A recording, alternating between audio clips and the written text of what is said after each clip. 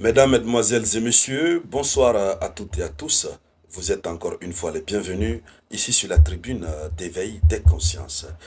À la une de l'actualité internationale, le temps monte après l'ultimatum que le président Donald Trump a eu à donner à la Russie, l'ultimatum de 50 jours, un délai qui court à partir du 14 juillet 2025, un délai à l'expiration duquel l'Amérique va vraiment passer à une autre phase qui va pousser la Russie à regretter fortement, selon les dires évidemment du président Donald Trump.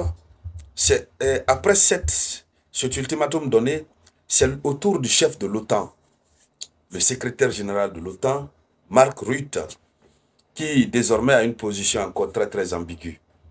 Oui, bon, quand j'ai dit position, parce qu'il sait que l'OTAN n'a pas de moyens pour faire face à la Russie, mais il compte quand même et il soutient mordicus les déclarations de Donald Trump. On ne sait pas sur quoi il est en train de compter. Mark Rutte, après juste l'ultimatum, il sort de son silence pour appuyer cet ultimatum. Oui, comme si, c'est-à-dire l'OTAN même donnait aussi le même ultimatum à la Russie.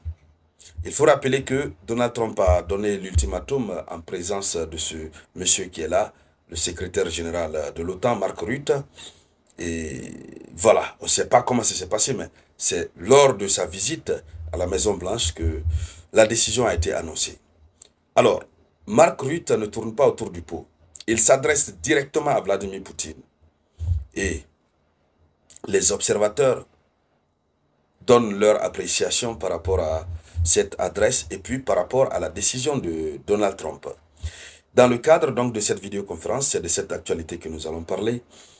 Mais avant de continuer, je vous demande humblement de partager la vidéoconférence au maximum. Partagez-la dans tous les groupes possibles. Mettez beaucoup de likes. N'oubliez pas de laisser toujours un avis en commentaire. Invitez vos amis à s'abonner à notre chaîne Le Samouraï Théa. Voilà. Allons-y dans les profondeurs. Mark Rutte a qualifié l'idée de Donald Trump de donner l'ultimatum de 50 jours à Poutine, donc à la Russie, comme étant une excellente nouvelle pour l'Ukraine. Il dit que c'est une très bonne nouvelle pour l'Ukraine. Et puis, parce que cette fois-ci, c'est Donald Trump qui parle, le boss des boss, celui-là même qui dirige le pays le plus puissant de l'Occident. Donc, il dit que c'est une bonne nouvelle pour l'Ukraine. Il ne se limite pas là. Il s'adresse maintenant directement à Vladimir Poutine. Il dit ceci.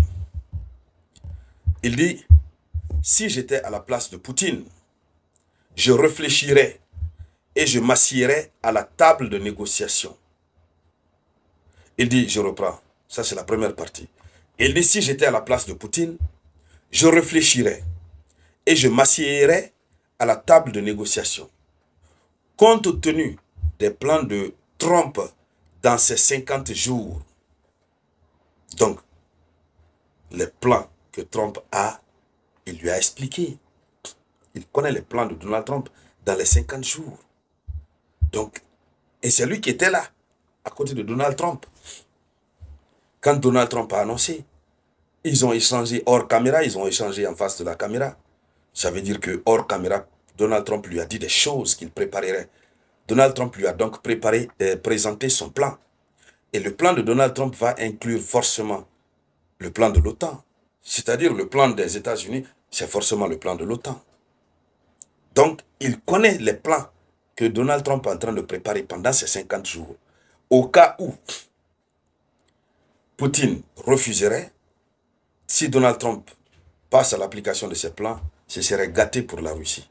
C'est ce que ça veut dire. C'est pourquoi il dit, si j'étais à la place de Poutine, j'allais aller m'asseoir à la table de négociation.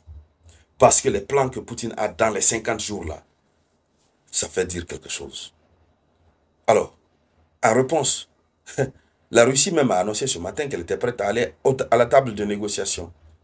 Sauf que ce que Mark Rutte dit est différent de ce que Trump demande. Trump n'a pas dit de s'asseoir à la table de négociation. Trump a dit de trouver un accord de paix. C'est tout.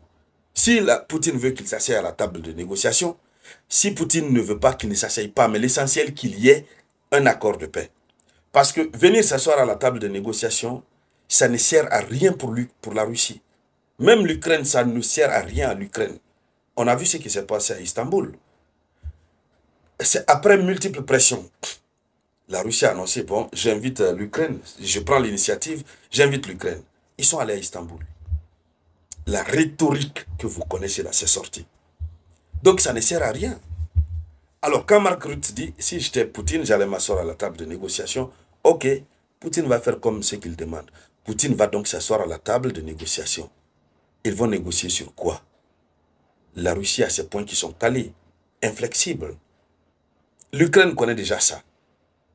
Donald Trump même connaît. Donc l'Ukraine même n'acceptera pas ces temps-ci de s'asseoir avec la Russie.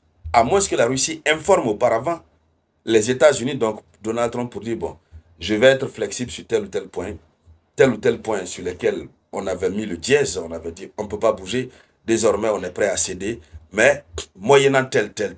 Donc si une telle annonce est faite, à l'avance, l'Ukraine même aura le courage d'aller s'asseoir. Les autres diplomates auront le courage. Mais à se limiter là simplement, personne n'aura le courage. Parce qu'ils vont venir s'asseoir, c'est la même chose. Ils étaient allés où? Ils étaient allés, il y avait eu une première tentative de négociation à Istanbul qui n'avait pas marché. Après, la Russie a dit, bon, on va se retrouver. L'Ukraine et la Russie, on va travailler sur un mémorandum. Et sur la base de ce mémorandum, on va alors aller négocier. Et ils sont allés. L'Ukraine est allée de son côté, la Russie est allée de son côté.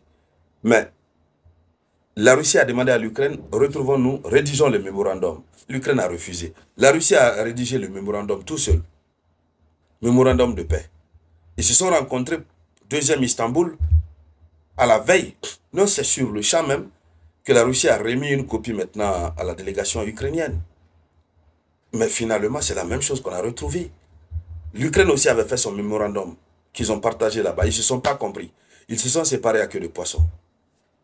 Alors, donc, le mémorandum que la Russie avait proposé, c'est juste le nom qui avait changé. À l'intérieur, c'était la même rhétorique. L'élimination des causes profondes du conflit. Quand la Russie sort ça, c'est terminé. Il ne faut même plus espérer, il n'y a pas d'espoir.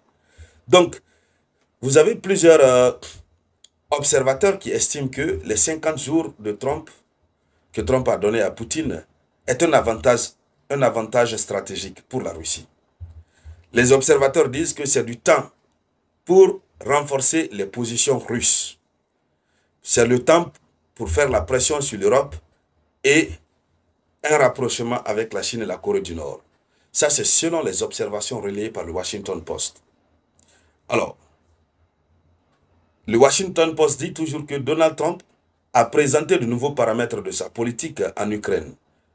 Mais les observateurs estiment que la stratégie reste basée sur la technique ou la tactique habituelle de temporisation. Donc, les observateurs estiment que Donald Trump est juste en train de chercher à temporiser.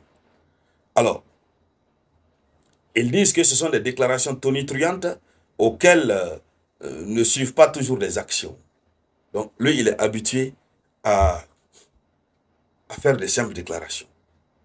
Alors, selon toujours le Washington Post, cette tactique donne à Poutine un avantage stratégique, du temps pour renforcer ses positions, et puis, comme on le disait, mais après tout, la question reste de savoir s'il s'agit d'un tournant ou d'un nouveau report. Donc, voici la situation en face de laquelle nous sommes. Je vous dis encore une fois que la situation prend une autre direction. Mais nous allons continuer de suivre et tout ce qui va en découler, on reviendra en parler ici sur la tribune d'éveil des consciences.